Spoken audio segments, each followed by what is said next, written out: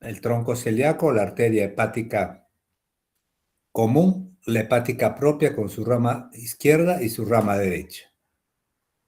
¿Ya? Acá vemos una angiografía en la cual se da distribución de la arteria y hay que tener presente cuál es el flujo de esta arteria. Tiene un flujo de 200 a 400 mililitros por minuto. ¿Ya? Esta es la porta que va a ser el principal elemento nutricio del hígado, porque va a aportar con el 75% del flujo hacia el hígado. Esta vena porta se origina de la vena mesentérica inferior, que se une con la esplénica, forman un tronco común, espleno mesentérico, la mesentérica superior y forma la porta. Esta vena normalmente tiene un diámetro de 1 centímetro a 1,09 y una presión venosa de más o menos 12 centímetros de agua.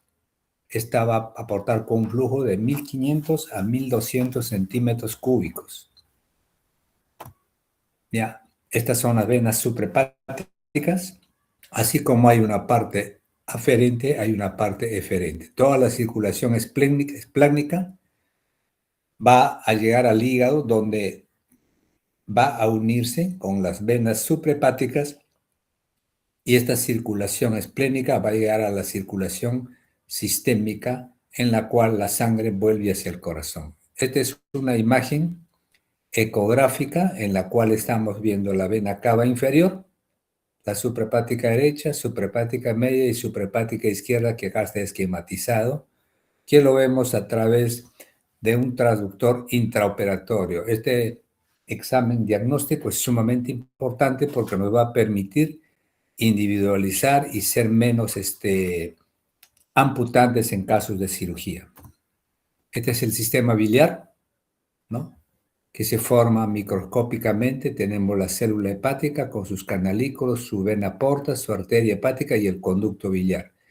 Estos microconductillos van a confluir en dos grandes grupos, que son la parte derecha y la parte izquierda. Esos dos, el izquierdo y el derecho, van a formar el conducto hepático común, y por debajo el cístico va a llamarse conducto colédoco, que va a desembocar en la segunda porción del duodeno. Esta es la anatomía que se conoce según Claude Cuinot desde 1952 con esta estructura. Quien estudió ampliamente el hígado y al final, recorriendo las estructuras vasculares, venosa, arterial y los conductos biliares, así como las venas suprahepáticas, concluyó de que el hígado estaba formado por 8 segmentos. Acá vemos los 8 segmentos, ¿no? El 1 no se ve porque es posterior e inferior, pero cada uno de estos segmentos funciona como un hígado individualmente. Esta anatomía ha permitido hacer resecciones hepáticas segmentarias anatómicas para casos de cáncer y para trasplante hepático, que lo vamos a ver posteriormente. Esto es una arquitectura del hígado macroscópica, microscópica, y acá vemos que cada uno de estos elementos van a estar envueltos por la cápsula de Gleason. La cápsula de Gleason es la cápsula que el peritoneo parietal, que se ha convertido en peritoneo visceral, y va a envolver a la tríada portal: arteria hepática, vena porta y conducto biliar, y que va a introducirse a través del parénquima hepático para la división, como ya lo hemos visto en la imagen anterior. Eso fue un recuerdo muy rápido de la anatomía, porque como ya siempre lo he dicho, cirugía es anatomía. Básicamente es anatomía y todo el resto de la medicina que ustedes lo han estudiado. Acá vamos a hacer un rápido recuerdo que es la fisiología del hígado. El hígado es una fábrica. A diferencia del corazón, el corazón se comporta como una bomba aspirante impelente, recibe sangre y envía sangre a todo el organismo para el proceso de oxigenación a nivel mitocondrial. El hígado es una fábrica. Recibe una serie de elementos buenos y malos, detoxifica, produce proteínas, ¿no? Va a haber productor de energía, contiene varias enzimas. Dentro de su componente va a haber elementos como el retículo liso, en la cual se va a producir la conjugación de bilirrubinas, desintoxicación de drogas y también va a haber factores de coagulación. O sea, entre la anatomía y la fisiología, que ustedes ya lo saben, van a poder reforzar a lo largo de su carrera, si son cirujanos o son clínicos, para manejar las enfermedades hepáticas desde el punto de vista clínico y desde el punto de vista quirúrgico. Eso es una introducción muy rápida de lo que es la parte de la anatomía y la fisiología del hígado. Ahora vamos a abocarnos a lo que son los tumores del hígado. Dentro de los tumores del hígado vamos a tener dos tipos, quísticos y sólidos, ¿no? Dentro de los sólidos vamos a tener los benignos y los malignos. Dentro de los tumores quísticos vamos a tener 4 tipos de quistes. Quistes infecciosos, ¿no? Va a la cabeza los quistes hidatídicos, los quistes congénitos, que pueden terminar en una fibrosis hepática congénita o una enfermedad de Caroli, quistes hepáticos simples y la enfermedad poliquística hepática, que puede ser enfermedad poliquística hepatorrenal. Esto es la hidatidosis hepática. La hidatidosis hepática es una zoonosis que se produce por una contaminación, un parásito que ustedes ya lo han visto en la parte de parasitología, que se llama el Echinococcus granuloso. Este parásito tiene como huésped definitivo el perro y como huésped intermediario el hombre. Este es el ciclo biológico del parásito, cómo se contagia el hombre.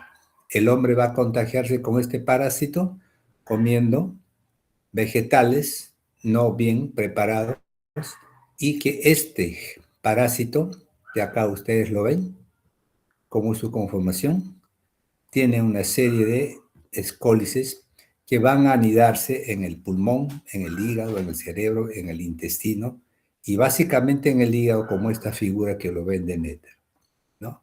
Este parásito va a condicionar este quiste hidatídico hepático, formando una gran masa tumoral en el parénquima hepático. Pero básicamente va a haber una reacción propia al hígado que le va a dar una cápsula. Va a tener una íntima y adentro van a estar los escólices, que estos son contaminantes. Estas son imágenes, ¿no?, de cómo una ecografía va a hacer el diagnóstico de quiste hidatídico hepático. Acá vemos imágenes en la cual hay una especie de membrana, ¿no?, una superficie heterogénea con una cápsula. Este quiste hidatídico va a comprender 3 capas, una capa interna, una capa media y la capa externa, que ya lo vimos en esta imagen, ¿no? Esta es la imagen, un dibujo en Netter, en la cual tiene las 3 capas, una capa externa, una capa media y una capa interna. Esta es una reacción que ha producido el parásito con el hígado y han formado una cápsula. Entonces, es lo que estamos viendo acá. La capa interna forma las vesículas hijas que contienen los escólex. Esta imagen que ustedes ven acá son los escólex. Esto es altamente contaminante. Cuando se rompe esto, se siembra en otras partes del hígado o en otras partes del abdomen, ¿no? Luego la capa media, que se va a producir por un polisacárido mucoide elaborado por el parásito. Y la capa externa es la adventicia, que envuelve a todo el quiste. Entonces, en relación a esta patología, ¿qué cosa vamos a encontrar en el cuadro clínico? El cuadro clínico básicamente va a estar dado de acuerdo al tamaño del quiste. Es pequeño, es mediano o es grande, y esa masa va a producir un efecto mecánico sobre el parénquima hepático, sobre la vía biliar y en la parte vascular. Entonces, y la parte infecciosa va a condicionar mayor siembra de estos quistes a nivel hepático o a otros cuando no hay un adecuado manejo. El diagnóstico es básicamente clínico. Acá hay zonas endémicas en el país, como son las zonas ganaderas del Ande, ¿no? Tenemos Ayacucho, Pasco, Cajamarca. Donde hay ganado, esas son las zonas de mayor prevalencia de esta zoonosis que tiene complicaciones en diferentes partes del órgano, en este caso específico del hígado. Y su diagnóstico es básicamente clínico. Una anamnesis, la epidemiología, las características y el examen físico. En una paciente o un paciente que tiene un quiste grande, va a ser fácilmente palpable a través de la pared abdominal. Sumándose a ello, tenemos actualmente a diagnóstico por imágenes que nos ayudan en ello. Lo más simple, al alcance de todos los médicos y a nivel del país, es una ecografía. Esta ecografía nos va a dar una información de este quiste con una sensibilidad de hasta el 97%. La tomografía es mucho más y nos aporta mayor datos sobre la parte vascular, sobre la parte biliar y sobre la parte venosa para ver el tipo de resección que vamos a hacer. Ya un examen más avanzado es una colangioresonancia, en la cual nos va a ayudar a evaluar básicamente la vía biliar.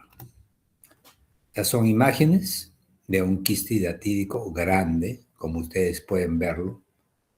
Esto es la adventicia que se ha despegado, es lo que se llama el signo del camalote. Este es un quiste hidatídico complicado, ¿no? Que se ve claramente a través de una tomografía. Entonces, una vez hecho el diagnóstico, se va a proceder al tratamiento. El tratamiento es básicamente quirúrgico, sobre todo para aquellos quistes grandes como el que acabamos de ver, y ese tratamiento comprende estas 4 fases: tratamiento del parásito, evacuación del quiste, manejo de la cavidad residual y manejo de la vía biliar. Esta imagen inicial que os mostré es la cavidad residual. Acá, en el interior de esto, está todas estas vesículas que son altamente contaminantes. Esto está distribuido acá en contacto directo con el parénquima hepático. Está la adventicia, que es la parte esta que ustedes la ven deformada. Esto es la adventicia que ya se ha despegado, ¿no? Es de color blanquecino. Entonces, en el tratamiento, lo primero que hay que hacer es infundir una solución hipertónica que son escolicidas, que van a matar al parásito y van a evitar diseminación y mayor contaminación del hígado u otros órganos adyacentes. Entonces, dentro de los usos de escolicidas se utiliza la solución hipertónica, o sea, solución salina al 33%. En el pasado se utilizaban otras sustancias como eran, por ejemplo, agua oxigenada o formol, pero a su vez esto traía complicaciones. Dañaban la vía biliar, dañaban la célula y al final condicionaban una colangitis esclerosante secundaria. El siguiente paso es remover esa membrana que les menciono ahí y finalmente el manejo de la cavidad residual, ¿no? Entonces, el tratamiento es de la cavidad residual, puede ser una periquistectomía, una resección hepática o estas otras alternativas. Acá vemos imágenes de quistes hidatídicos calcificados, de difícil manejo, ¿no? Esta imagen es de un gran quiste hidatídico que prácticamente envuelve todo el hígado. Acá vemos imágenes cómo están distribuidos todas estas vesículas. Estos son vesículas conteniendo parásitos de diferente tamaño. Una vez que entra a una cirugía, se abre el abdomen, se introduce con una aguja acá, solución hipertónica para matar esto, se aspira, se saca todo este contenido, se saca la membrana y al final queda la cavidad residual. Esta cavidad residual está en contacto muchas veces con la vía biliar y ha lesionado la vía biliar. Estas son imágenes de un quiste hidratídico calcificado y que ha condicionado que hay que hacer una resección hepática. Esto es un tejido sano, todo esto es la cavidad quística residual. Esto que ven ustedes de color medio amarillo está en contacto con la vía biliar, por lo cual ha habido necesidad de resecar toda esta parte porque no hay otra manera de solucionarlo. Este es el manejo laparoscópico, que es exactamente los mismos pasos en una cirugía abierta. Acá se está aspirando el contenido luego de haber introducido la solución hipertónica. Esto amarillento que ven es la capa media que acá se está sacando, ¿no? Estas son gasas para proteger alrededor y evitar la contaminación. Al mismo tiempo que se hace el tratamiento de la cavidad residual, hay que evaluar si hay comunicación con la vía biliar, que es una de las complicaciones. Prácticamente del 30 al 50% hay comunicación con la vía biliar, como vemos acá. Se hace una colangiografía y se ve que la vía biliar está interrumpida y la solución de contraste se extravesa fuera de la cavidad, por lo cual hay que hacer un tratamiento adecuado de esta cavidad para evitar que haya recidivas. Eso es lo que se comprende el diagnóstico y el tratamiento del quiste hidratídico. Ahora pasamos al quiste biliar simple. El quiste biliar simple es un quiste que tiene una capa muy delgada, ¿no? Diferente al otro quiste. Esto puede ser simple, congénito, y en su interior solamente va a haber líquido mucinoso. Estos pueden ser de diferente tamaño, pequeños o tan grandes como el quiste que acabamos de ver. Este manejo es simplemente destechamiento, aspiración y coagulación de la zona para evitar la recidiva. Son quistes que no tienen mayor repercusión. Cuando son centrales, no dan ninguna sintomatología. Cuando son periféricos, por la distensión de la cápsula de Gleason, pueden condicionar dolor, que este dolor puede ser incoercible, lo cual va a obligar a un tratamiento quirúrgico. Igualmente, un quiste congénito, una superficie homogénea, una cápsula muy fina, central, sin mayores complicaciones. Este es un quiste simple y grande, tan grande como el quiste hidratídico, pero si ustedes ven es una superficie homogénea con una pared delgada. En este caso, como es simple, simplemente se hace un pequeño orificio, se aspira el contenido y se electrofulgura la zona para evitar que vuelva a recibar. Una vez que se ha descomprimido toda esta parte, el parénquima hepática que acá estaba comprimido se reexpande y no recidiva. La otra patología que viene es la patología enfermedad poliquística del hígado. Esta es una patología relativamente frecuente que compromete también al riñón, ¿no? Y en casos muy peculiares pueden presentar en el páncreas y en el vaso. Básicamente van a afectar el riñón y el hígado. Son imágenes de una enfermedad poliquística de diferentes tamaños, pequeños, medianos y grandes, que comprometen todo el parénquima hepático y que por volumen van a producir, por efecto mecánico, síndrome comprensivo, por ejemplo, a nivel del estómago, produciendo un síndrome pilórico. El paciente tiene llenura precoz, no puede alimentarse adecuadamente porque el estómago está comprimido. Puede haber casos de hipertensión portal cuando estos quistes comprimen la desembocadura de la vena cava inferior a donde llegan las suprahepáticas, produciendo una especie de síndrome de Chiari, ¿no? Entonces, estos se clasifican de tres tipos. Los grandes, que son mayores de 10 centímetros y que no son muchos. Los de tipo 2 son múltiples quistes de tamaño mediano y que comprometen relativamente al parénquima hepático. Los tipo 3, esos son masivos, pequeños, y son los que mayor problema van a causar al paciente: dolor, síndromes compresivos a nivel de la vía biliar, el estómago y de la parte vascular, ¿ya? Entonces, la etiología ya lo mencionamos, la clínica va a depender del número, del tamaño y qué cosas están comprimiendo. Si comprimen la vía biliar, va a haber colestasis, falla hepática. Si comprimen la parte vascular, hipertensión portal. El diagnóstico diferencial de esta enfermedad debe de hacerse con otros quistes. Complicaciones va a estar dado básicamente, como ya lo mencioné, por el efecto en masa. Las indicaciones del tratamiento de esta enfermedad es cuando hay mucho dolor por la compresión de la gran masa que compromete el hígado, ¿no? Y que produce un deterioro de la calidad de vida del paciente y su estatus funcional. El dolor muchas veces es incoercible, empiezan a desnutrirse por un síndrome pilórico, presentan ictericia por compresión de la vía biliar, ¿no? Y puede haber una infección sobregada en el cual se rompe el quiste, las membranas ingresan a la vía biliar y va a haber necesidad de una intervención quirúrgica. Muy raramente esta enfermedad va a malignizarse.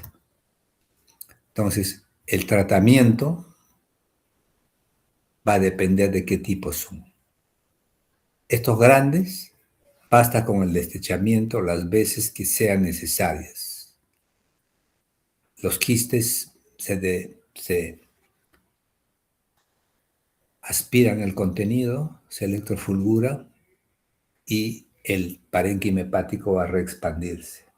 Luego de un tiempo vuelve a aparecer porque son muy recidivantes y se va a hacer el tratamiento por cirugía abierta o laparoscópica, hoy más que antes por cirugía laparoscópica las veces que sea necesaria para el paciente de acuerdo a la sintomatología que presente.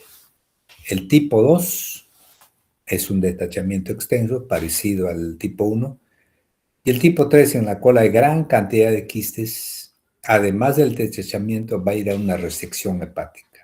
Pero esta resección hepática muchas veces trae complicaciones porque compromete ambos lados y va a haber necesidad de hacer una reconstrucción de la vía biliar con el tubo digestivo, lo que se llama una derivación biliodigestiva, pero van a tener una mala calidad de vida. El trasplante hepático para estos casos de enfermedad poliquística del hígado va a estar indicado solamente cuando ya el riñón está con insuficiencia renal. Entonces, en estos casos va a haber necesidad de hacer un trasplante simultáneo de riñón y de hígado que cura definitivamente a las dos enfermedades. Estas son imágenes, gran cantidad de quistes, es el abdomen abierto, ¿no? Está separándose con unos separadores autoestáticos y estos son los quistes. Esto es una enfermedad poliquística de tipo 3, que todo el abdomen está lleno así de ese tipo de quistes que va a necesitar hacer una resección hepática, ¿no? Acá vemos diferentes momentos con la cavidad abierta y que se ha procedido a hacer resección del lóbulo hepático izquierdo, quedando solamente el derecho. Estas son las características de una enfermedad poliquística. Hasta ahí avanzamos con lo que es los tumores quísticos. ¿Alguna pregunta hasta ahí? ¿Me están escuchando? Todo claro. Bien. Luego vamos a abordar lo que son los tumores sólidos, que son de dos tipos, benignos y malignos, ¿no? Entonces, dentro de los tumores benignos y malignos, vamos a tener de dónde vienen. Tenemos los epiteliales, ¿no? Que van a derivar básicamente de la célula hepática, en la cual tenemos adenoma hepático, adenoma múltiple, hiperplasia nodular focal, y los derivados de los hepatocitos, ¿no?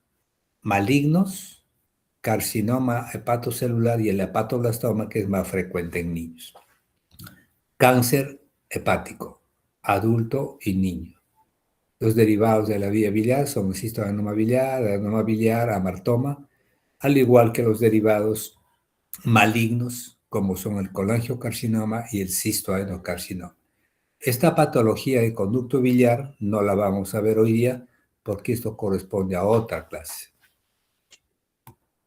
Estos son los mesenquimales, a la cabeza el hemangioma, lipoma, leiomiosarcoma, fibroma, mixomas y mesenquimoma. Los malignos, los que ven acá, ¿no?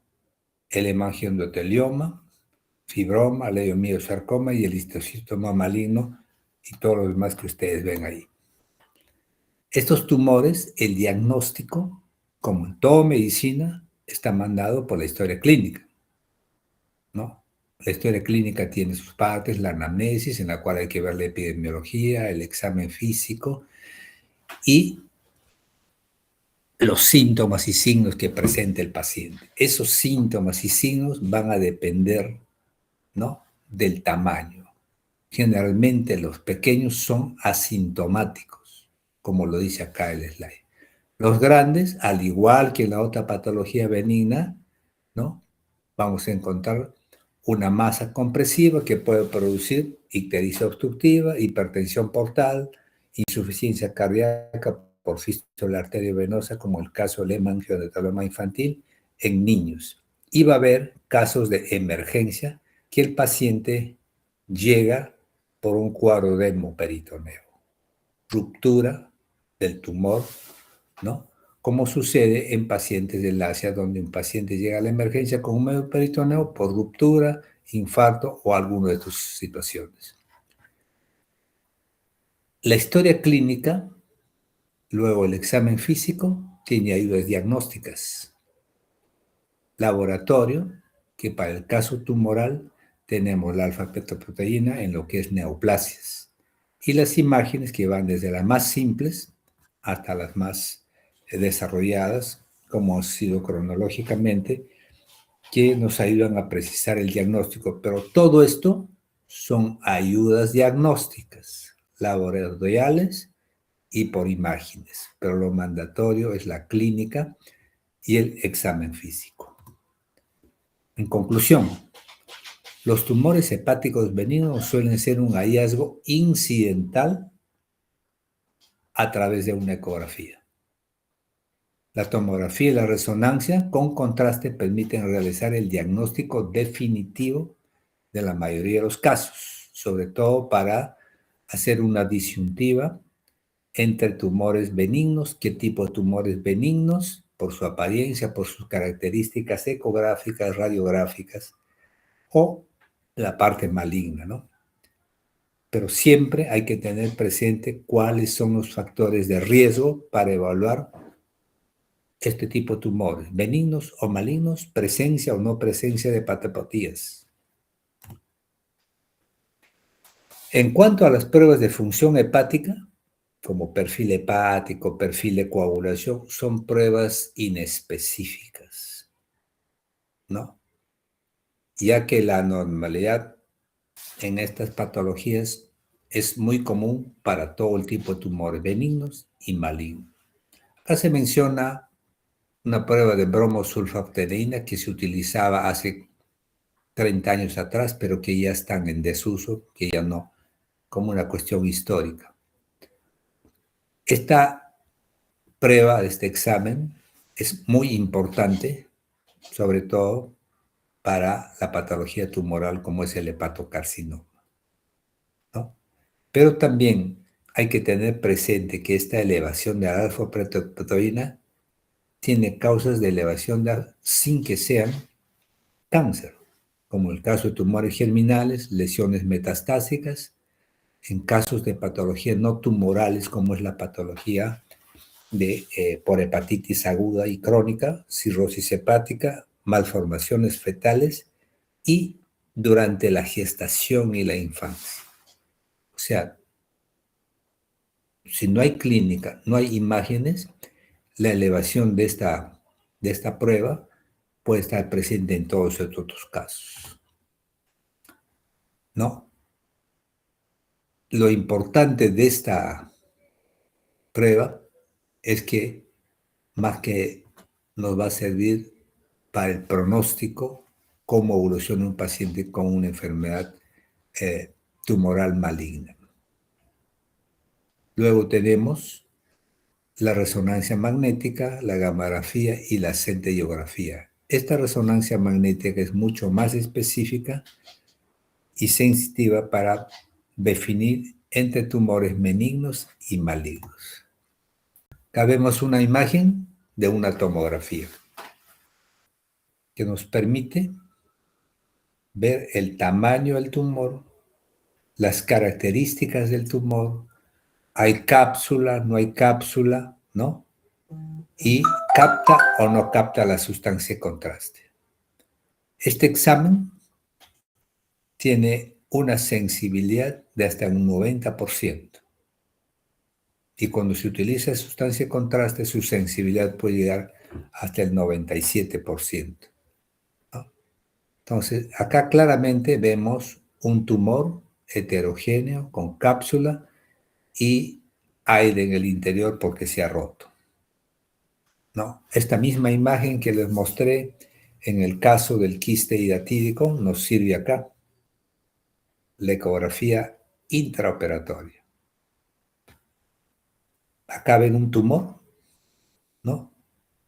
En la cual vemos esta vena, que es la suprahepática, que está yendo directamente al tumor, y la suprahepática media, que es esta, está bordeando el tumor. Entonces, esta ultrasonografía ha permitido que durante la cirugía sea menos amputativa, que se haya resección de menor cantidad del parénquima hepático, más conservador, porque hay algunos casos de tumores muy grandes que no son resecables en su momento a simple vista, pero que con esta ayuda diagnóstica nos permite, en caso de tumores benignos, hacer una resección hepática que incluye el tumor muy cerca al tumor, con seguridad. Para cáncer hay que dar un mayor margen, lo cual significa mayor resección hepática. Este es otro examen diagnóstico, ¿no? Que nos ayuda a precisar, a diagnosticar tumores, como es el caso del hemangioma hepático, un tumor muy vascularizado.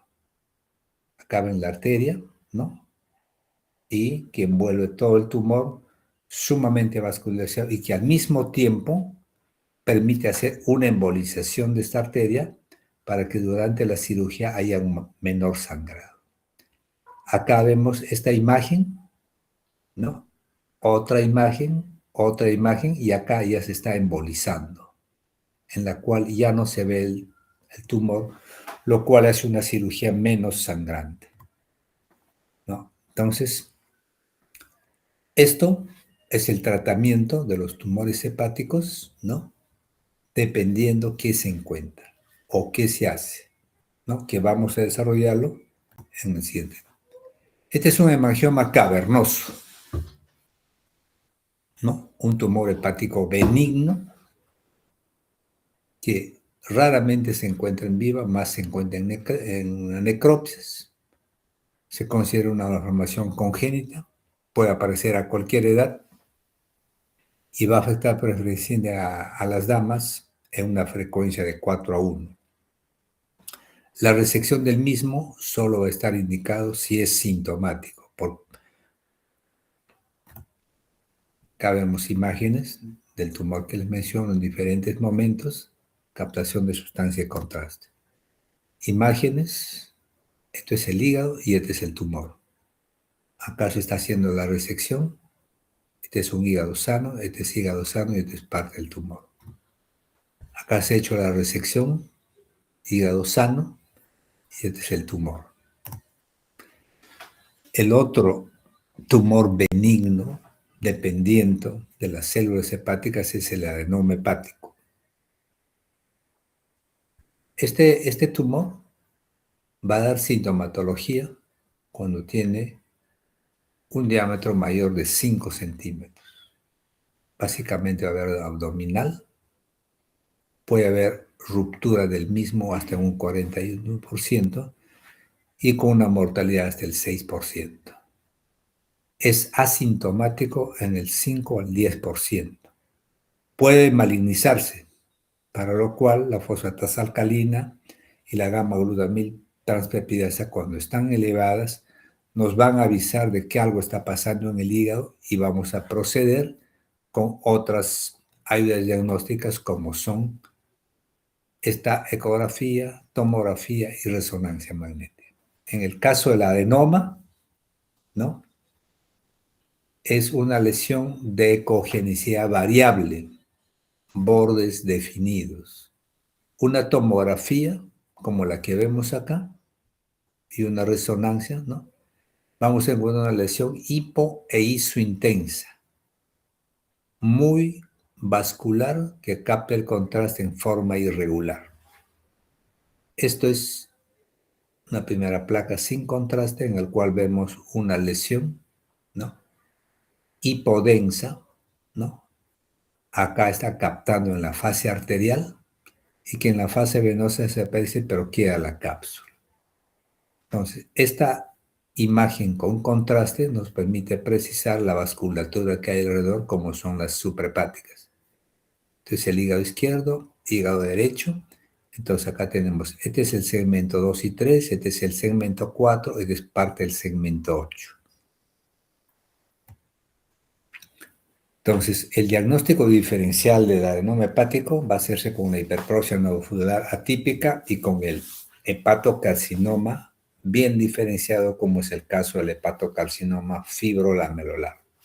En estas situaciones, cuando el diagnóstico no es claro del adenoma, algunas va a haber necesidad de hacer biopsia hepática. Entonces, cuando tenemos un adenoma, este es el algoritmo. Dependiendo si es dama o es varón, ¿no? Acá hay que primero suspender los anticonceptivos. Los anticonceptivos condicionan que haya una mayor incidencia de adenoma hepático. Y repetir la resonancia magnética a los 6 meses. Si este adenoma es mayor o igual a 5 centímetros, es estable o se ha reducido el tamaño, hay que hacer una nueva resonancia al año, ¿no? Si luego se hizo el examen con una resonancia a los 6 meses y se encontró que hubo aumento del tamaño, ¿no? A mayor del 20%, este paciente va a ir a resección hepática. Si esto no hubo cambios en el tamaño, un control al año, no hay ningún otro cambio, esta es una lesión estable que no necesita ningún tratamiento, solo observación. En el caso del varón, porque hay un mayor riesgo de malignidad, de frente va a ir a cirugía. Porque acá en las damas, este adenoma se ha originado por el uso de anticonceptivos. En el varón no usa anticonceptivos, entonces la incidencia de malignizarse es mucho más frecuente, por lo tal el tratamiento de este nódulo, indiferentemente el tamaño que tenga, de frente va a ir a resección de ese tumor. Acá vemos cuál es el tratamiento: suspensión en el caso de damas de los anticonceptivos, monitorización con AFP, y si esta AFP está aumentada y hay cambios de acuerdo al algoritmo que vimos, van a resección quirúrgica. En el periodo en que está en el diagnóstico debe de evitar el embarazo, ¿no? Si está embarazada, hay que hacer el control ecográfico cada 6 a 12 semanas. Si hay mayor cambios en el tamaño o en la configuración o en el aumento, ese paciente va a ir a resección quirúrgica siempre y cuando esté en el segundo trimestre. Si el adenoma es sintomático y grande, puede ir a este tipo de manejo quirúrgico. Resección significa resectar un segmento enucleación solamente alrededor del tumor, que puede ser por cirugía abierta o cirugía laparoscópica. El trasplante muy raramente indicado, ¿no? En sí, este tratamiento quirúrgico va a estar indicado en pacientes sintomáticos para tumores mayores a 5 centímetros y con un crecimiento mayor del 20% en 6 meses. ¿Alguna pregunta hasta ahí? ¿Está claro lo del adenoma?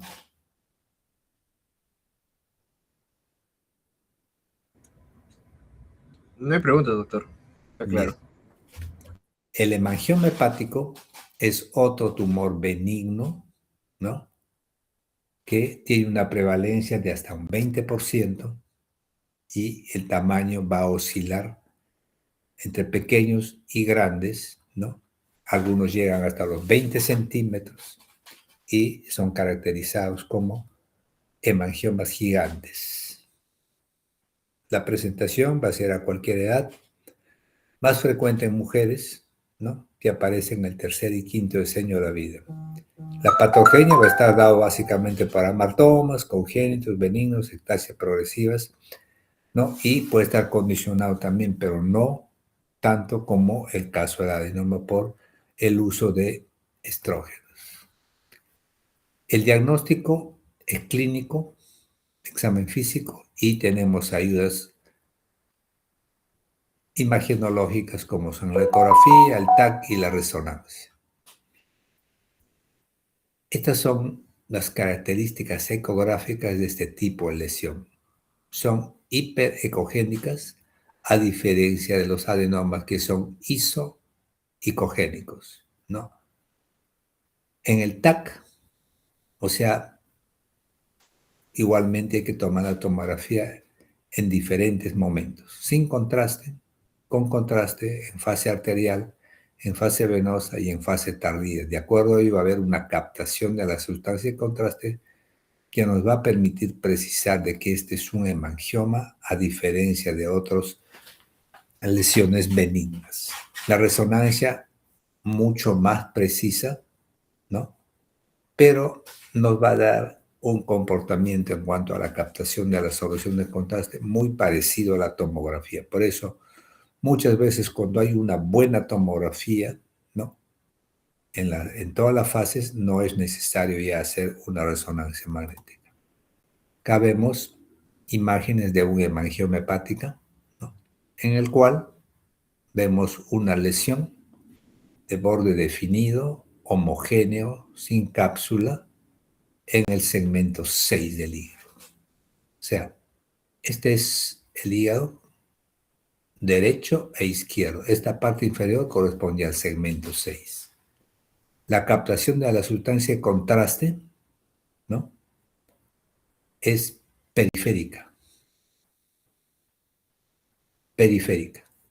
En la fase portal o tardía igualmente hay captación de la sustancia de contraste.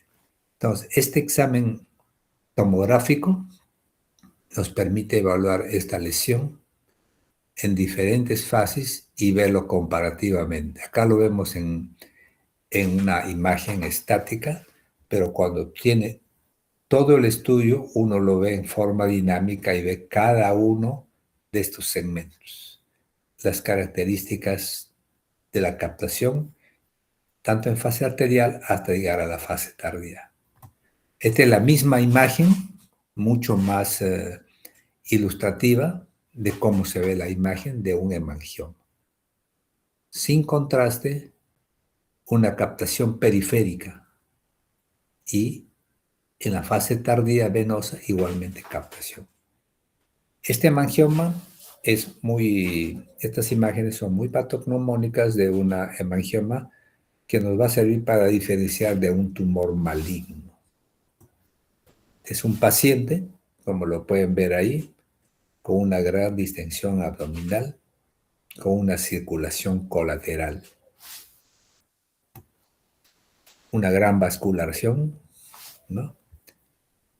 Acá está el examen que se está haciendo a través de la arteria hepática, que es la gastrodenal, y esta es la hepática común, la hepática propia con sus ramas derecha e izquierda, gran vasculación del hemangioma.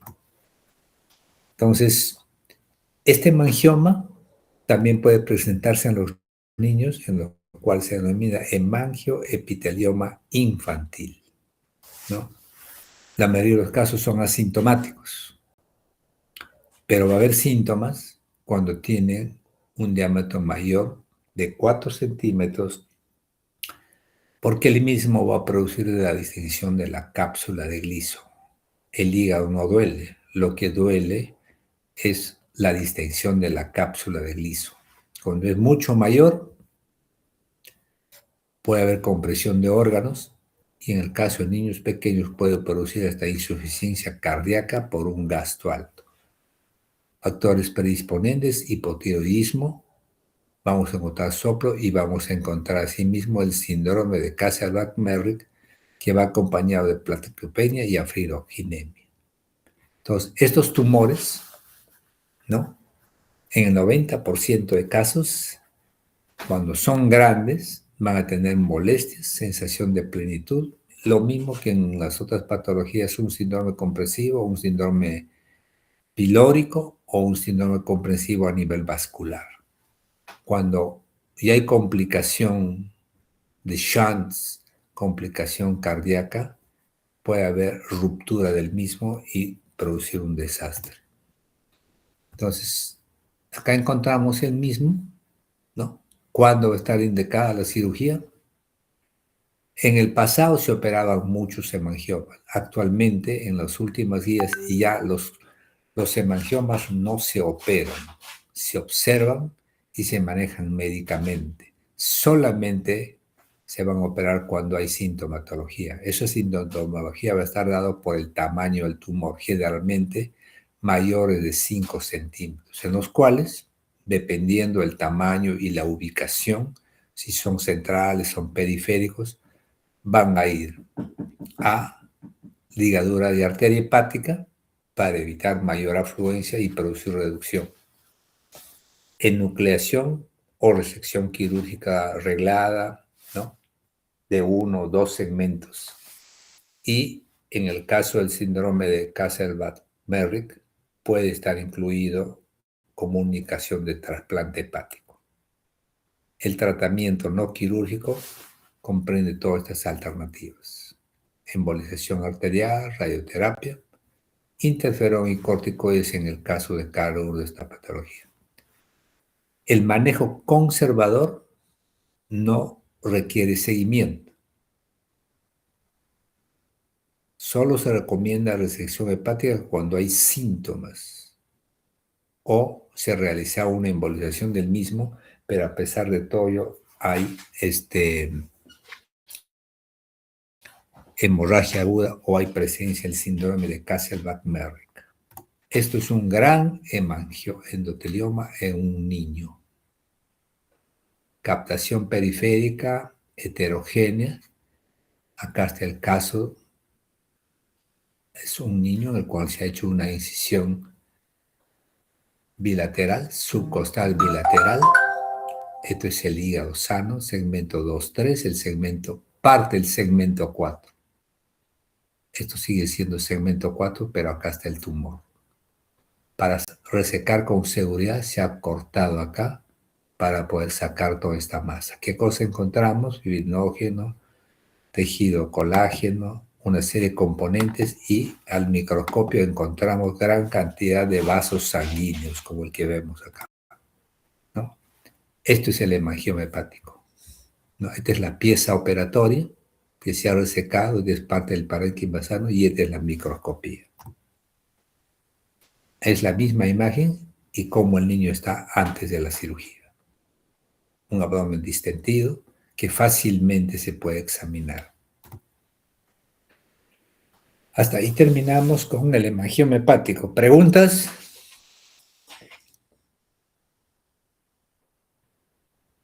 No hay preguntas, doctor. Bien, pasamos a lo que es la hipertrofia nodular focal. Es otra patología benigna, ¿no? Es un tumor sólido de origen no vascular en frecuencia es el segundo tumor sólido más frecuente. Está formado por hepatocitos que aparecen en un hígado normal.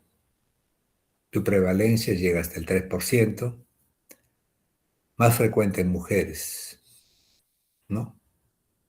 No hay hemorragia, no hay infarto o necrosis. No tiene relación con anticonceptivos y el síntoma va a estar dependiendo del tamaño, que va a ser básicamente el dolor abdominal por distensión de la cápsula del liso. Es una imagen en la cual vemos ya una característica, ¿no? Una superficie heterogénea y con algo central, que lo está marcando la flecha negra. Es una ecografía de un nódulo que es compatible con una hipertrofia nodular focal. Acá vemos una primera imagen, ¿no? Y acá vemos la vena porta, una superficie heterogénea, una cápsula un tanto irregular. Entonces, si agudizan los parámetros o configuran los parámetros del equipo del parógrafo, del ecógrafo, nos va a permitir ver la estructura. Un parénquima, unas radiaciones que van del centro hacia la periferia, ¿no? Y muy cerca de la arteria hepática. Esta es una ecografía común y silvestre que vista aparece como un hígado normal. No hay mayor repercusión, ¿no? Vena porta y vía biliar. Esta es la refrigeración normal del borde del hígado. Pero si ese ecografista cambia los parámetros de configuración de ese equipo ecógrafo, va a ver estas imágenes. Imágenes muy parecidas a la anterior, ¿no? Una parte central de la cual parten unas radiaciones en diferentes, ¿no? Arteriales y venosas. Acá lo de la misma configuración, y lo cual lo permite ver algo raro dentro de esa ecografía y le hace sospechar en una patología compatible con una hipertrofia nodular focal. ¿Por qué? Si ustedes ven esto, no, es una mnemotécnica, un artefacto para precisar el diagnóstico de hipertrofia nodular focal. Este es un limón.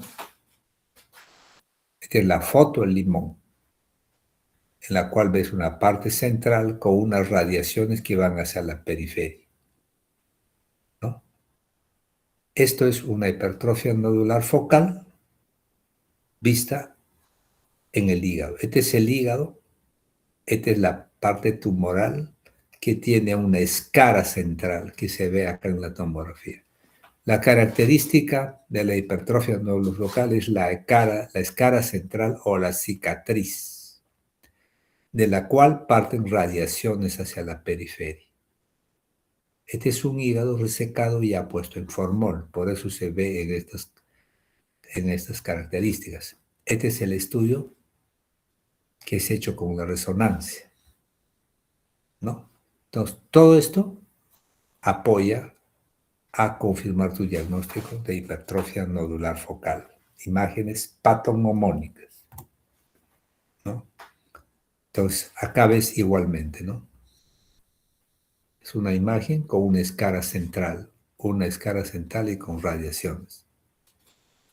Esta cicatriz central puede visualizarse en el 67 al 78% de los casos. La resonancia te va a dar mayor especificidad, hasta un 99% en lesiones mayores de 3 centímetros. Acá ves la imagen, ¿no? En el segmento 6, muy inferior, que fácilmente te permite visualizar sin contraste y con contraste. ¿Qué cosa encuentras? Esta es la imagen que encuentras: un hígado normal, ¿no? y esta lesión un tanto vascularizada muy cerca a la vesícula. Una vez resecado esto, esta es la pieza operatoria recién resecada, en la cual ves una cicatriz central, la escara central con radiaciones. Esto es anatomía patológica y se confirma como una hipertrofia nodular focal, ¿no? Son lesiones inferiores a 5 centímetros, pueden llegar a ser gigantes, no tienen una cápsula, ¿no? Tienen la cicatriz central estrellada con una arteria en el centro. La microscopía nos va a mostrar un parénquima hepático dividido por tabiques fibrosos. Contienen conductillos y vasos sanguíneos. El tratamiento, ¿no? Puede ser conservador. Cuando las lesiones son estables, sin complicaciones, no hay transformación maligna. Cuando el diagnóstico, a pesar de todas las ayudas imagenológicas, no es preciso, hay que observarlo cada 3 meses y 6 meses. Si a pesar de ello hay variaciones en su estructura, en su tamaño, hay que hacer una biopsia y ver si hay malignidad o no hay malignidad. Si hay malignidad, van a resección quirúrgica. Esto es el diagnóstico diferencial que tiene que hacerse con adenomas inflamatorios. Ante la duda, va hacia la biopsia. Este es el manejo de una hipertrofia nodular focal, ¿no? Estudios con contraste de resonancia magnética y tomografía. Si hay diagnóstico certero, no requiere seguimiento. Evidencia 2, 3. Si es dudoso, hay que hacer una biopsia, sobre todo si el tumor es mayor de 3 centímetros o aparición de otra imagen mayor de 3 centímetros. Igualmente el tratamiento ya lo mencionamos y hasta ahí termina lo que es la patología benigna y vamos a abordar lo que es el tumor de los malignos. En cuanto a los tumores malignos, ¿no? Básicamente tenemos el hepatocarcinoma o el carcinoma hepatocelular. Estas son imágenes grotescas tomadas del libro de anatomía de hígado y biliares de Netter, en la cual vemos una gran masa tumoral hepática. Pero hablando de este tipo de cáncer, vemos que es el 7º cáncer más frecuente en el hombre y el 9º en el sexo femenino. Su sintomatología es inespecífica. La sintomatología va a depender del tamaño, por efecto mecánico o compromiso del mayor parte del hígado, como en este caso, que se da hasta el 50%. Signos también inespecíficos, puede haber baja de peso, ictericia, puede haber una masa palpable o una circulación colateral. Dentro de los exámenes del laboratorio, como ya lo mencioné al inicio de la charla, la alfa-fetoproteína, cuando encontramos un valor mayor de 200 nanogramos y mucho más si tiene 400 nanogramos, va a ser diagnóstico de hepatocarcinoma y vamos a encontrar una lesión hipervascularizada. Para hablar del cáncer siempre hay que recordar la parte epidemiológica, básicamente la incidencia del cáncer a nivel mundial. Acá tenemos este mapa en la cual vemos la incidencia mundial de lo que es este cáncer, ¿no?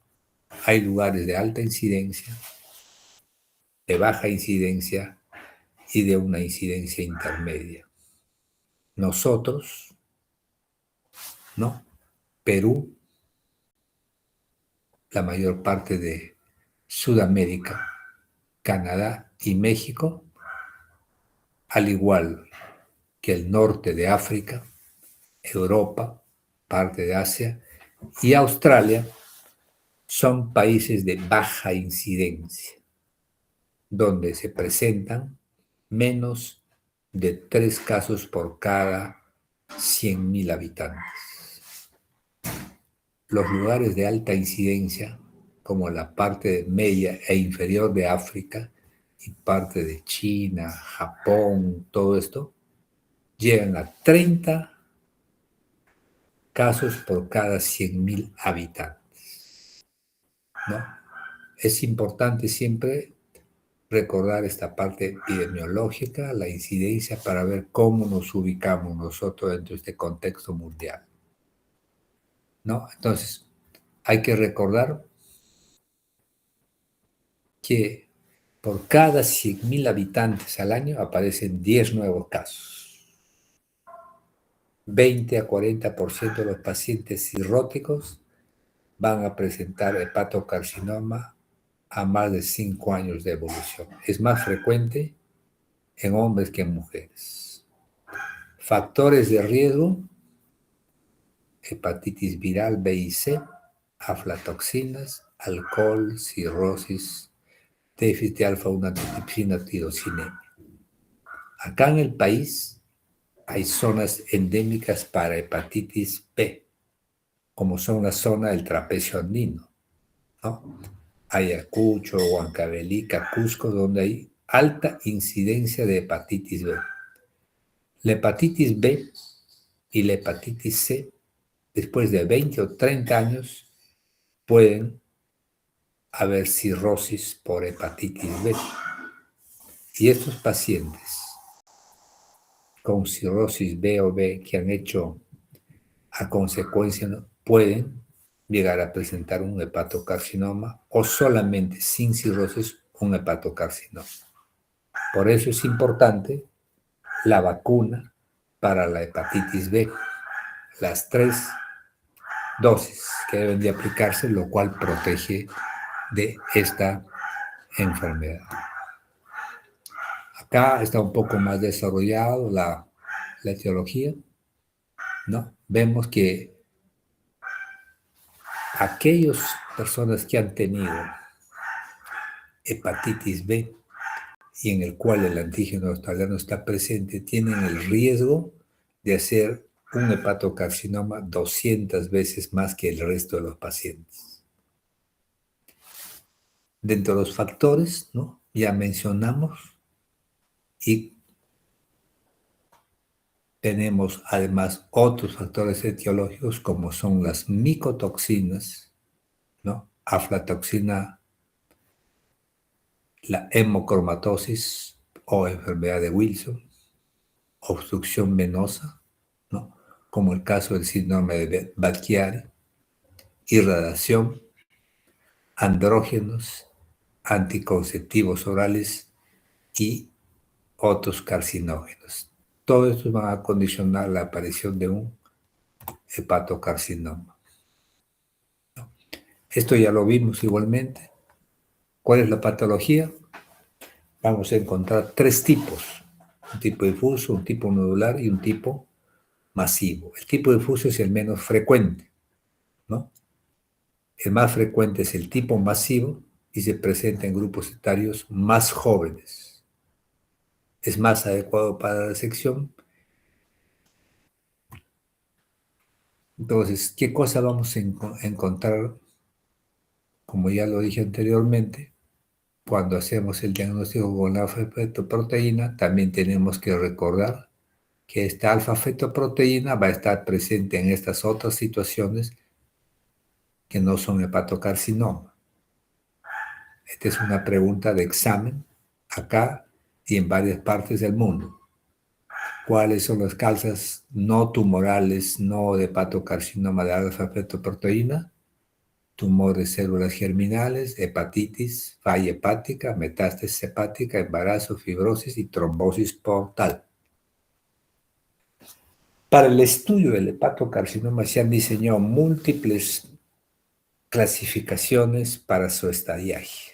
Acá tenemos una clasificación de Okuda, que es básicamente para tumores grandes, tumores avanzados, y que tiene estas características, estos criterios para calificarlo con unas características clínicas, ¿no? Tamaño del tumor, ascites, albúmina, bilirrubina.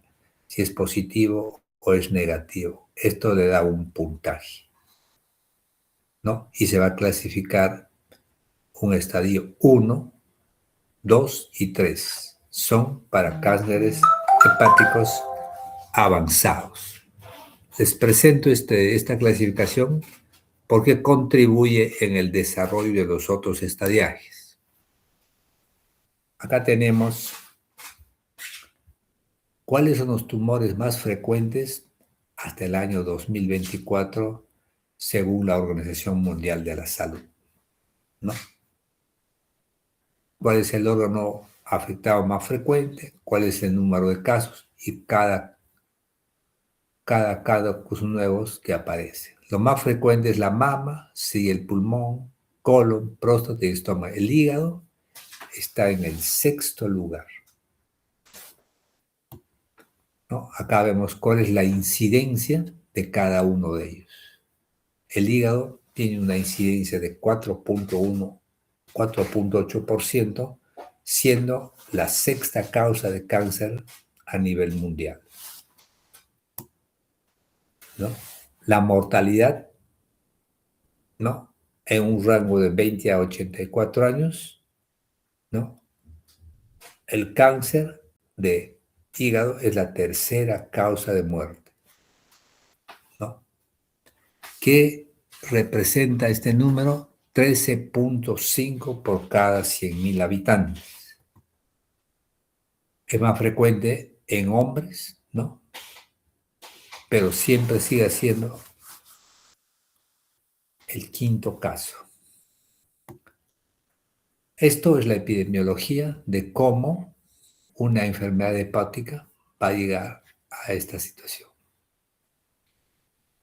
O sea, pacientes normales que presentan una enfermedad hepática, un hígado graso, ¿no? En un lapso de 30 años pueden hacer una cirrosis descompensada. Compensada. Ese rango oscila más o menos entre 10 a 40%. Conforme pasa el tiempo, esta cirrosis en un porcentaje de hasta un 6% va a convertirse en cirrosis descompensada, ¿no? Es como el paciente va a evolucionar con el hepatocarcinoma. Esta enfermedad hepática en estas diferentes instancias, hasta un 3 a 6% anual, va a llegar a esta situación de una cirrosis descompensada con un hepatocarcinoma y que va a necesitar un trasplante. Sin trasplante, este paciente se va a morir.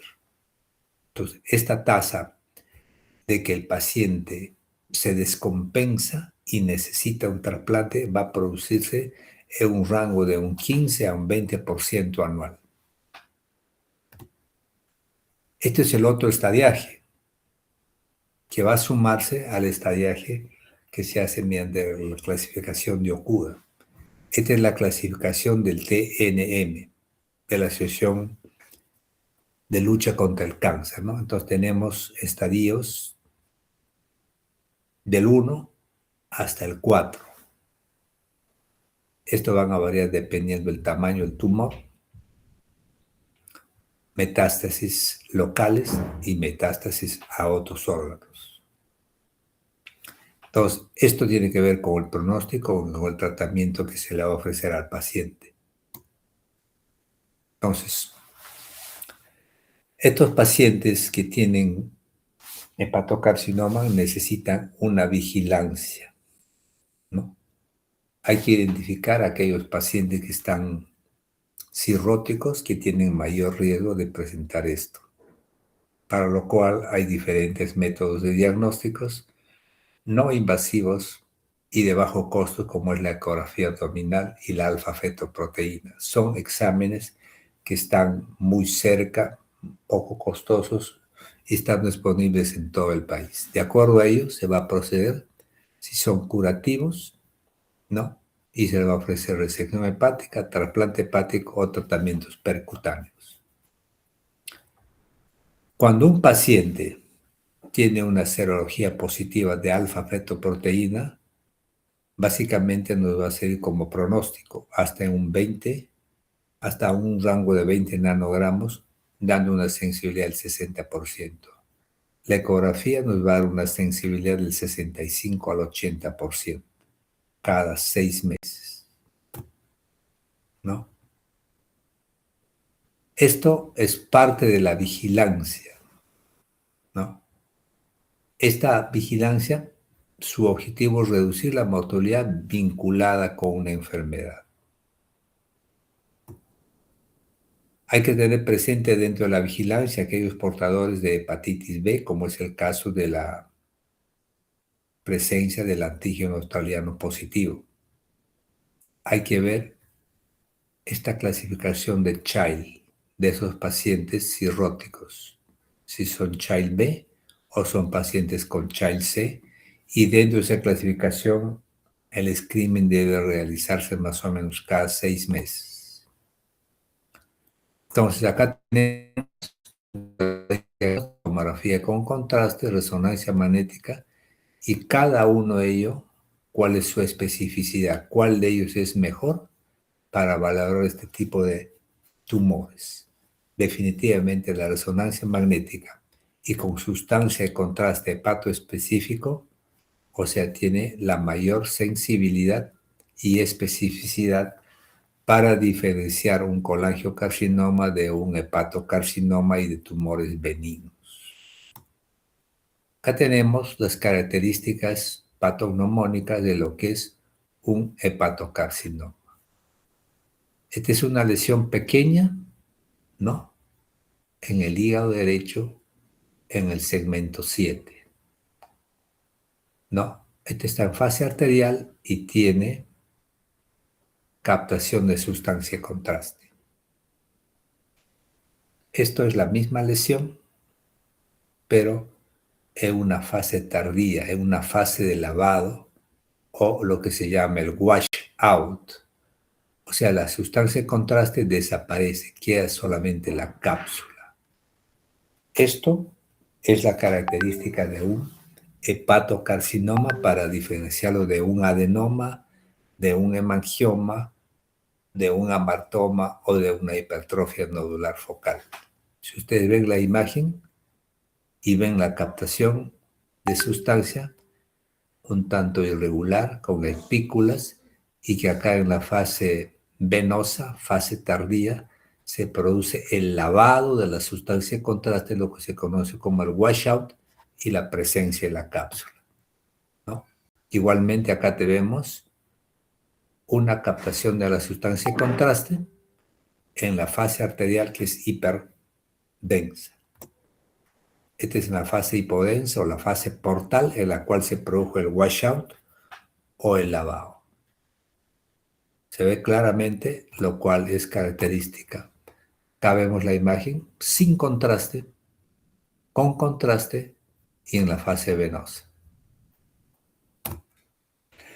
Esto es un algoritmo que se ha diseñado para definir los tumores, ¿no? Que se llama el BRADS. Ustedes deben de haber escuchado el BRADS. El BRADS hace 40 años que fue diseñado para cáncer de mama. BRADS significa Breast Imaging Ratio. En este caso el hígado es Liver Imaging RADS.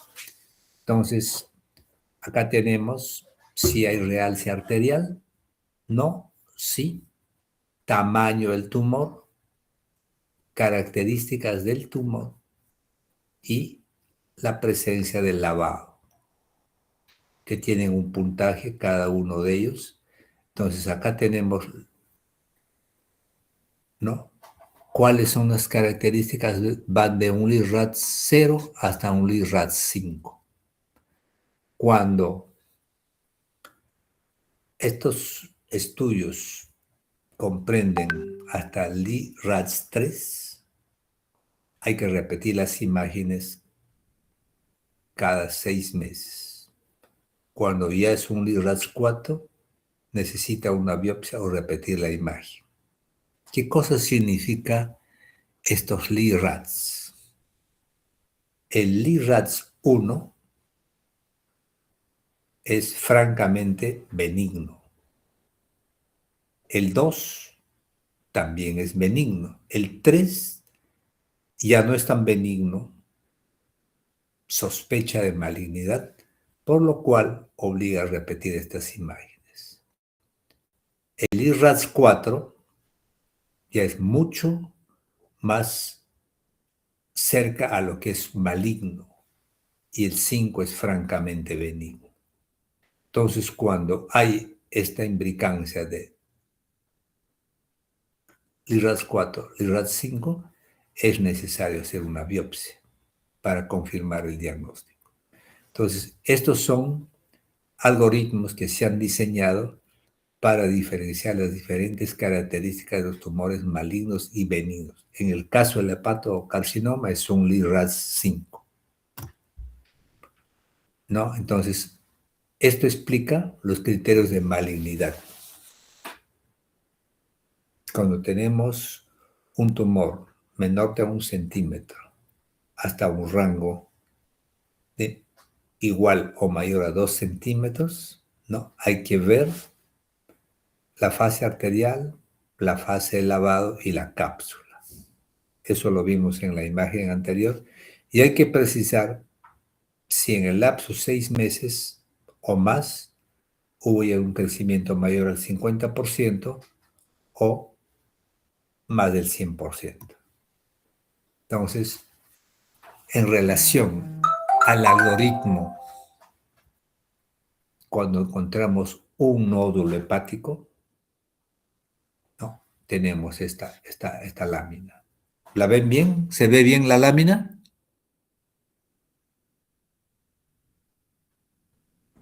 ¿Podría ser un poquito de zoom, doctor? Poquito es zoom. A ver, Sí, permítame para que ver. sea sobre la lámina. Voy a ver si puedo dar un poquito de zoom. Ya no puedo ampliarlo, esto acá no me permite. A ver, déjeme acá, voy a ver. Ahí, ¿se ve un poco mejor? Sí, mejor, mucho mejor. Ya, bueno, acá el algoritmo de los nódulos, ¿no?, hepáticos, cuando tenemos un tumor menor de 1 centímetro, de 1 a 2 centímetros y mayor de 2 centímetros. Cuando tenemos un tumor menor de 1 centímetro, hay que repetir la ecografía en 3 meses. Si en el lapso de 18 a 24 meses no hay ninguna variación, se hará una ecografía cada 6 meses, solamente observación.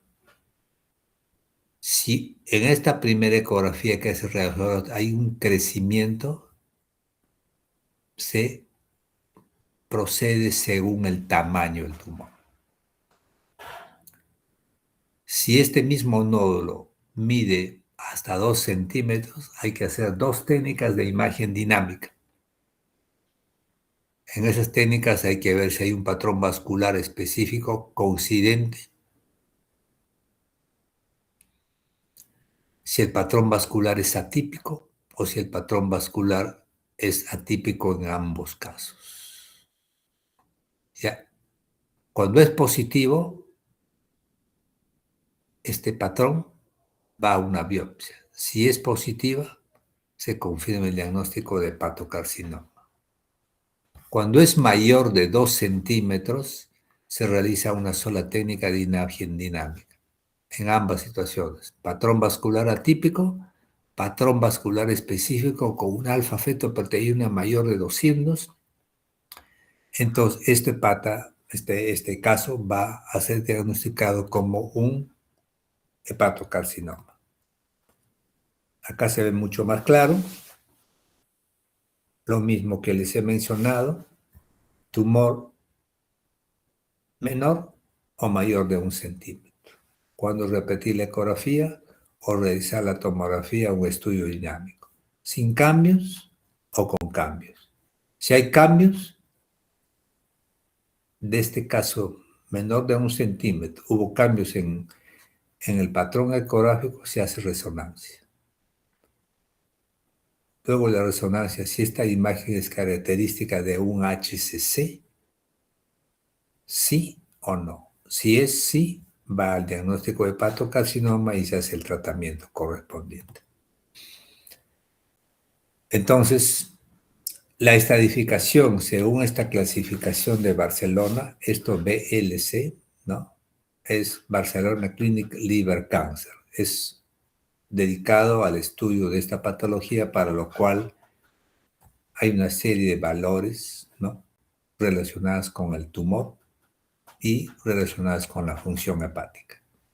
Entonces, en relación con el estado del tumor hay que ver si es único, multilobular, hay compromiso portal, hay compromiso extrahepático. Y en cuanto a la función hepática, ¿no?, si hay hipertensión portal, bilirrubina y el Child-Pugh. Entonces, asimismo hay que ver cuál es el estatus del paciente. Entonces, en base a eso se van a clasificar, ¿no?, para ser candidatos a tratamiento curativo. Pero hay que tener en cuenta siempre el estatus del paciente, ¿no? Una graduación que va de 0 al 4. Asintomático, sintomático con actividad física normal, incapacidad moderada, capacidad activa, incapacidad total. Esto es el estadio al 2021, según la clasificación BCL, en qué estadio está, ¿no? Muy temprano, temprano, intermedio, avanzado o terminal. Y el tamaño del tumor, menor de 2 centímetros, único, mayor de 5 centímetros, 3 nódulos, muy grande, invasión vascular y cualquiera de ellos. Esta es la clasificación de Child. Estos pacientes Child van a ser manejados mediante cirugía resectiva. Estos pacientes A y B, con estas características, son candidatos para trasplante hepático. Estos son inoperables, no trasplantables, al igual que estos 3 siguientes. O sea, solamente un poco más del tercio es tributario de tratamiento quirúrgico resectivo y trasplante. Este es un gran tumor, ¿no?, que compromete más del 50% el hígado. La misma imagen, ¿no?, y la cirugía que se le ha realizado. Esto que ven ustedes es el abdomen abierto. Esto que ven acá es, se ha resecado parte del diafragma, ha quedado un hueco y ahí está el pulmón. Este es el hígado remanente. Tiene que haber un hígado suficiente para evitar una insuficiencia hepática postoperatoria. Entonces, el manejo de un cáncer de hígado comprende a todos estos especialistas. El manejo del cáncer en estos últimos 20 años es un manejo multidisciplinario, no es tributario de un solo especialista. Participan el diagnóstico, el hepatólogo, el cirujano hepatobiliar, el oncólogo, radiólogo, y se incluye un programa de trasplante de hígado. Ese es el manejo adecuado de un hepatocarcinoma en la actualidad a nivel mundial. Para seleccionar a los pacientes hay que ver el estadio clínico, la reserva hepática, con estas clasificaciones Child y MEL, enfermedades asociadas, condiciones clínicas, qué estadio Zukarnowski, y la experiencia del grupo quirúrgico. Esta es la clasificación de Child, que ustedes ya lo han visto en medicina interna, en gastroenterología. Tiene sus criterios con un puntaje y de acuerdo a eso se clasifica como Child A, B y C, ¿no? Este es el puntaje y esto corresponde a una cirrosis leve, moderada o grave, que tienen que ver con el pronóstico del paciente. Esta es la clasificación de Mel, que es una fórmula logarítmica, matemática, que a través de cualquier celular rápidamente se puede tener la valoración de esto y que como los parámetros para sacar el score son la creatinina, la bilirrubina y el INR. O sea, los pacientes van a tener una valoración de 60 a 40 puntos. ¿No? Para el caso de niños mayores va a haber cierta variación y en el caso de pacientes con cáncer se va a sumar 2 puntos más por cada mes que estén en la lista de espera y de acuerdo a eso pueden proceder a un trasplante hepático. Cuando uno tiene estos tumores, para ofrecerle una alternativa terapéutica, quirúrgica o médica, resectiva, no resectiva, trasplante, tiene que tener en consideración cuáles son los factores pronósticos. Número, tamaño y localización de las lesiones. Dependiendo de ello, vamos a encontrar que los pacientes van a tener una sobrevida 5 años cuando es un tumor único, hasta un 45%. Si son varios, ese porcentaje de sobrevida baja hasta el 5%, dependiendo de qué tamaño es esas lesiones, de 2 a 5 centímetros o mayor de 5 centímetros. Si el paciente es cirrótico o no cirrótico. Si es no cirrótico, el pronóstico es mejor. Si esa lesión está en el lóbulo izquierdo o en segmentos inferiores. Hay que tener en cuenta la enfermedad de fondo, la reserva hepática. Para eso es la evaluación de Mel, la histología del tumor, el grado de diferenciación, estadio de la enfermedad y de acuerdo a ello se le va a ofrecer diferentes alternativas terapéuticas, médicas o quirúrgicas. Las quirúrgicas solamente comprenden la resección versus trasplante. Asimismo, hay que definir poblaciones en riesgo, un diagnóstico temprano, cuál va a ser la estrategia quirúrgica adecuada, o va a requerir un tratamiento paliativo, o queda como única alternativa de tratamiento un trasplante de hígado. En relación a la oportunidad o el beneficio que le va a dar un trasplante de hígado a pacientes con hepatocarcinoma con cirrosis, tenemos la clasificación de Milán. Es un consenso que hizo en 1996 por este cirujano, Henri Rusmut, un cirujano francés. En ese año hizo un consenso y clasificaron estas características: tumor único, menor de 5 centímetros, o 3 tumores menores de 3 centímetros que sumados den y que no haya invasión vascular. Un paciente cirrótico que tiene estas características es candidato para 2 alternativas, ¿no? Si es un paciente Child A, la mejor opción es resección. Si es un paciente B o C, tiene que ir a trasplante, ¿no? ¿Por qué los Child A no van a trasplante? Porque el trasplante es el procedimiento más complejo en cirugía y va a significar manejo postoperatorio con inmunosupresión. La inmunosupresión es una medicación que pone al paciente en riesgo de infecciones frecuentes o rechazo del órgano. Entonces, por lo tanto, en pacientes A, el trasplante es controversial.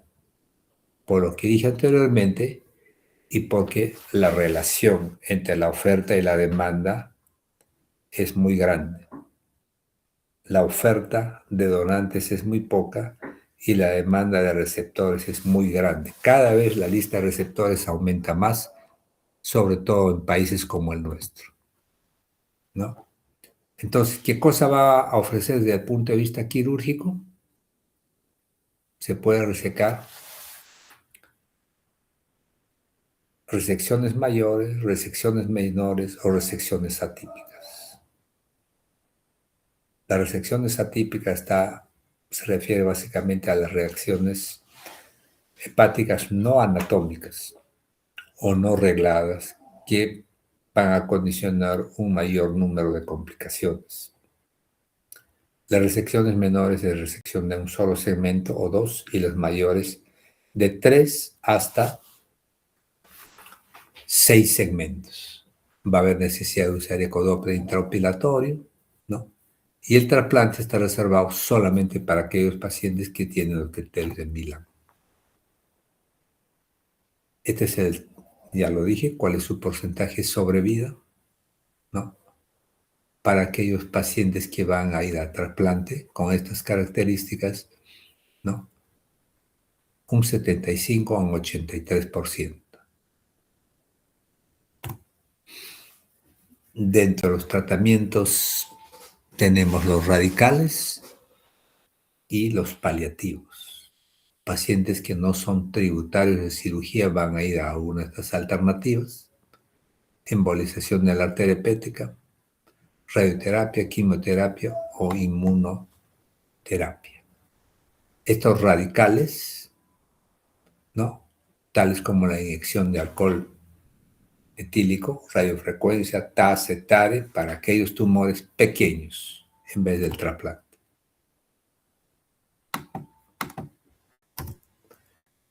Esto es de acuerdo igualmente a cómo se manejaba en el caso de los nódulos de 1, de 2 y mayor de centímetros. Igualmente acá está lo que ya mencioné, cuál era el manejo para aquellos tumores que eran clasificados como muy temprano, temprano, intermedio, avanzado y terminal. Solamente estos tumores únicos, menores de 2 centímetros, con función hepática preservada, son candidatos para trasplante hepático, ¿no?, o ablación tumoral. Acá tenemos tumores con las características de Milan, ¿no? Entonces, solamente aquellos tumores en estadio temprano o muy temprano, ¿no?, van a tener alternativa de estas alternativas: ablación, resección o trasplante. Esto comprende solamente un 30% de la población de pacientes cirróticos con cáncer. Estas 2/3 partes, ¿no?, van a tener opción a quimioterapia o tratamiento sistémico con una sobrevida menor a 2.5 años. Estos tienen una sobrevida a los 5 años mucho mayor comparados con los de acá, y estos pacientes en estadio terminal, solamente un tratamiento paliativo con una sobrevida de 3 meses. Esta imagen nos representa para los pacientes de Chayla que van a resección. Estos son los pacientes que van a ir a trasplante hepático. Y el estadio D, de acuerdo a la clasificación de Okuda, que ya vimos inicialmente, con un Child C, van a ir a tratamientos sintomáticos. Entonces, acá vemos un tumor que, si este paciente único va a trasplante hepático, va a tener el beneficio de curar la enfermedad de fondo, que es la cirrosis y la resección del cáncer.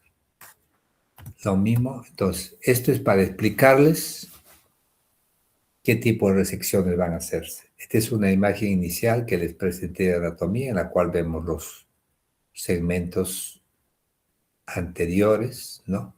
Izquierdos, centrales y los derechos. Un cáncer que está ubicado acá se va a hacer solamente resección de este segmento. Si el cáncer comprende todo esto, se va a hacer resección de todo esto más esto, lo que se llama una hepatectomía derecha ampliada o a la inversa. Esto, una hepatectomía izquierda ampliada. Para hacer las resecciones hepáticas en pacientes sanos, sin comorbilidades, no diabéticos, no hipertensos, no hígados cirróticos, se puede resecar hasta el 75% el hígado, quedando un remanente hepático solamente de un 25%, como podría ser que haya solamente estos dos segmentos. Estos dos segmentos, con un volumen equivalente al 25% del volumen total, son suficientes para evitar la insuficiencia hepática postoperatoria, ya que este hígado, la célula hepática, tiene una capacidad regenerativa. Entonces, ustedes se acuerdan de esa mitología griega de Prometeo. A ver, ¿quién me contesta esa pregunta? ¿Quién fue Prometeo? A ver, delegado. Creo que fue un dios que trajo el fuego a la humanidad. Y como castigo lo encadenaron en una piedra y un ave venía a comerse su hígado. Ya, muy bien. En base a esa mitología griega, empezaron los estudios de regeneración hepática y concluyeron que la célula hepática tiene capacidad de regeneración. Entonces, en un paciente sano que se reseque prácticamente 6 segmentos y queden solamente 2 y que esto sea equivalente al 25%, esa célula hepática se va a hiperplasear y se va a hipertrofiar. O sea, en el acto quirúrgico van a ver que queda solamente esto. Si ustedes toman una tomografía 10 días después, van a encontrar que sigue o se ha expandido totalmente, lo cual no significa funcionabilidad, es anatomía. La funcionabilidad de ese hígado va a estar completamente al mes, ¿no? Entonces, estos son diagramas, dibujos de anatomía en la cual nos presentan el hígado en diferentes segmentos, tanto vistos de vía anterior, vía posterior y transversales. Entonces, todo esto es el hígado izquierdo, ¿no? Esto es el hígado derecho. Este es el sector derecho posterior. Esto es el sector medial derecho. Esta es la parte central y esta es la parte izquierda. Entonces, esto tiene implicancia y repercusión para la cirugía que uno va a realizar. Hay que tener presente siempre la anatomía. Vena porta con su rama izquierda y su rama derecha. Esta rama derecha va a dar dos ramas, una antero superior y una posterior inferior. Esta antero superior va a irrigar el 8 y el 5. Esta posterior inferior para el 6, 7 y 6. Esta izquierda va a dar para el 4, 2 y 3 y la 1 que está detrás de esta. Acá lo vemos, mejor clasificado. Y de acuerdo a esa distribución, el año 2000 hubo una reunión en Australia, en Brisbane, un consenso para la nomenclatura de la cirugía que se realizaba a través de una asociación internacional, la A y la IHPBA, International Hepatobiliary Association, en la cual reunieron a cirujanos, gastroenterólogos, anatomistas para hacer una nomenclatura, ¿no? Llegar a un solo acuerdo con la terminología americana, la tecnología japonesa y la tecnología oriental. Concluyeron en esta terminología, ¿no? ¿Qué cosa comprende cada uno de estos? Una hepatectomía derecha, una hepatectomía izquierda. ¿Qué segmentos comprende? Esto que ven ustedes acá es una hepatectomía derecha clásica. Comprende 4 segmentos. Quedan 4 segmentos, 2, 3, 4 y 1, ¿no? Con volumen residual suficiente para evitar la insuficiencia hepática. Esta es una hepatectomía izquierda clásica, 2, 3 y 4. Esta es una hepatectomía lateral medial derecha. Esta es una lateral derecha, bisegmentectomía. Esta es una hepatectomía central, solamente el 4. Esta es una hepatectomía lateral izquierda, 2 y 3. Estas son las trisegmentectomías, o sea, más de 3 sectores. Tienes el lateral derecho, el medial derecho y el 4. Esta es una hepatectomía derecha ampliada o trisegmentectomía derecha. Esta es una trisegmentectomía izquierda, 2, 3, 4, 8 y 5, quedando solamente 6 y 7. Esto debe representar el 25% del volumen total del hígado de un paciente sano. Cuando un paciente ha recibido quimioterapia o tiene hígado graso, solamente puede resecar el 70%, debiendo quedar como volumen mínimo un 30%. Cuando un paciente es cirrótico, ya el margen de resección es menor, solamente un 60%, debiendo quedar un 40% para evitar la insuficiencia hepática postoperatoria. ¿Qué cosa significa la insuficiencia hepática postoperatoria? De que ese paciente en 5 días se va a morir, porque ese hígado no va a llegar a funcionar. Si bien va a hipertrofiarse, va a hiperplasearse, pero la función hepática no se va a recuperar. Entonces, para ello va a haber sintomatología que te va a avisar de que ese paciente ya está yendo a una insuficiencia hepática. Y si no haces algo médico-quirúrgico, ese paciente se va a perder. ¿Alguna pregunta hasta ahí?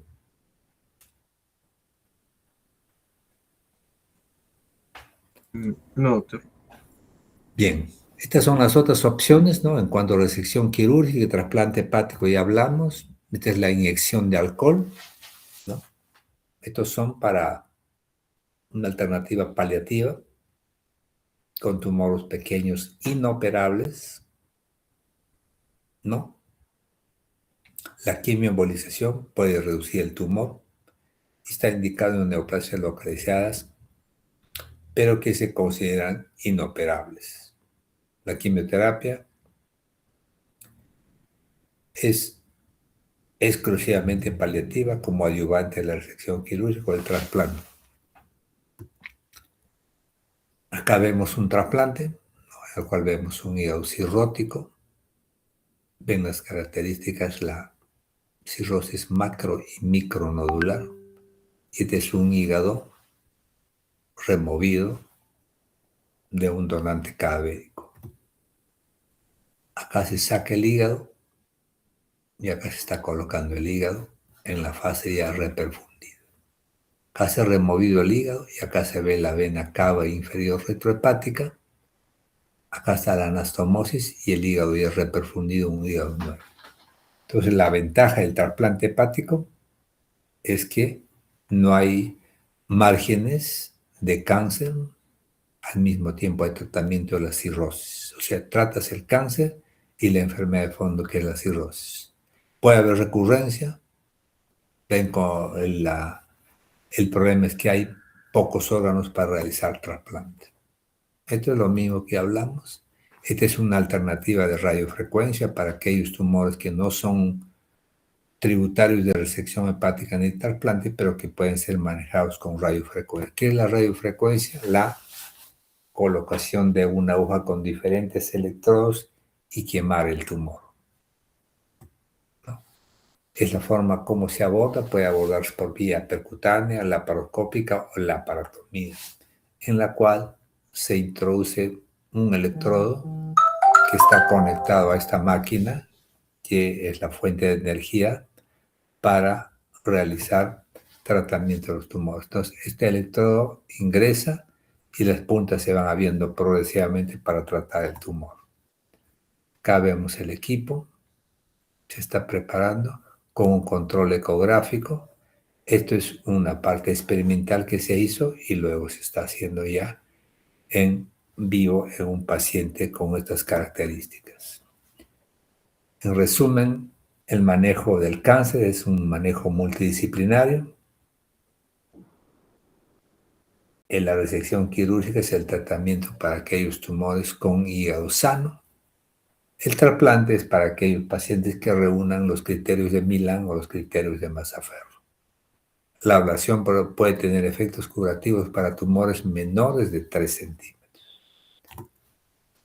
Bien, ¿alguna pregunta hasta ahí? ¿Algo que no esté claro?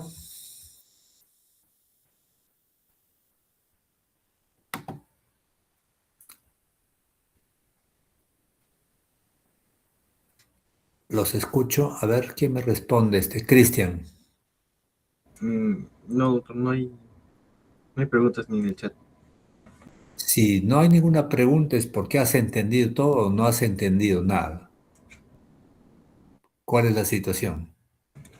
Sí se ha entendido, doctor. A ver, cuéntame qué has entendido. Kaira Esther. ¿Qué pasó? No eres Kaira, eres Kevin Bryan.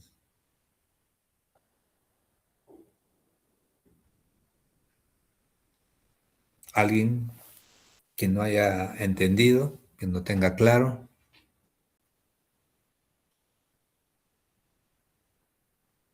¿Quién es el delegado? Yo, doctor, Cristian Salvador. Tú eres el delegado.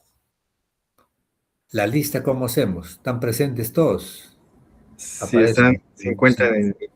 50. Camila Vargas. ¿Está presente Camila Vargas?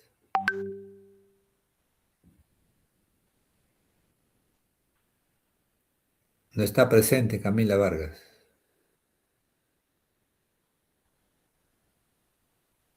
Cristian, tú vas a pasar la lista de los que están presentes, pero que estén presentes, ¿ya? Para poder validar la asistencia de ustedes. Por eso es que la reunión virtual no lo están permitiendo actualmente, sino ya lo hemos hecho como una excepción. Ya, vuelvo a preguntar, algo que no hayan entendido, que no esté claro, que avance, aclare alguna cosa más en relación a lo que es tumores benignos, la parte de malignos, diagnóstico, imágenes, preguntas.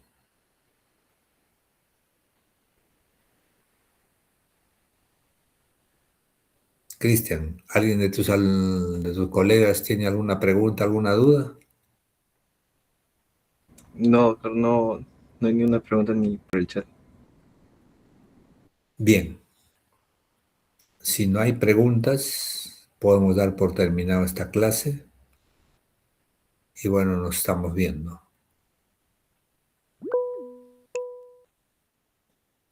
Muchas gracias, doctor. Muchas gracias. Muchas gracias, doctor. Buenas noches. Gracias, doctor. Muchas gracias, Gracias, doctor. doctor. Gracias, doctor. Gracias, doctor.